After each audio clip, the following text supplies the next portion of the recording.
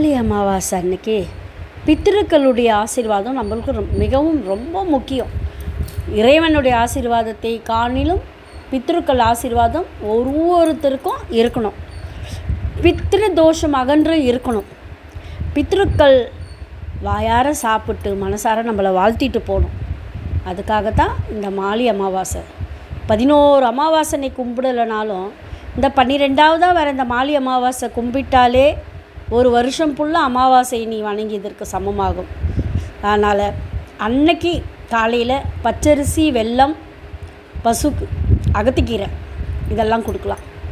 அதுக்கடுத்து நீங்கள் படையல் போட்டு படைச்சிட்டு காக்காய்க்கு வச்சுட்டு உங்களால் முடிஞ்சால் 5 பேர்லேருந்து ஆரம்பிச்சிக்கலாம். இல்லை 5 பேருக்கு எங்களால் முடியாதுப்பா, சரி 2 பேர், ஒருத்தருக்கு தரக்கூடாது, 2 பேருக்கு அன்னதானம்.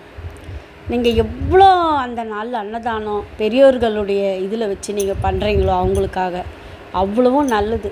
எவ்வளவோ இருக்கும், அப்பா அம்மா இருக்கும்போது நம்ம எதுவுமே செய்திருக்க மாட்டோம், அவங்க மனசை நம்ம புரிஞ்சுக்க மாட்டோம்.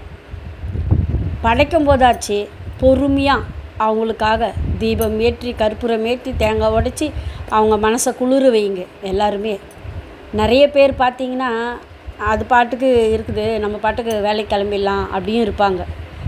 இருந்தாலும் அன்றைக்கி நீங்கள் எங்கே சென்றாலும் அன்னதானம் என்பது 2 இல்லை 5 இந்த மாதிரிக்கு எல்லாருக்கும் வாங்கி கொடுங்க. உங்களுடைய பித்திரு சாபத்திலேருந்து நீங்கி விமோசனம் பெற்று குழந்தைகளோடு சந்தோஷமாக பலவிதமான ஐஸ்வர்யங்கள் பெற்று வாழ்வதற்கான ஒரு வழிதான் இந்த மாலை அமாவாசை. இதை பயன்படுத்திக்கங்க, தவற விடாதீங்க. உங்களுக்கு எவ்வளோ அன்னதானம் தாங்க மெயின். அன்னதானம் எவ்வளோ முடியுமோ பண்ணுங்கள். அதுக்கும் மேலே பெற்றவங்கள சந்தோஷமாக பார்த்துக்கோங்க, அன்பாக பார்த்துக்கோங்க, அவங்களுக்கு ஆதரவாக இருங்க. நம்மளுக்கு யாரும் இல்லை அப்படின்ற எண்ணம் அவங்க மனசில் வரக்கூடாது. எல்லாரும் இருக்காங்க அப்படின்ற எண்ணம் வரணும்.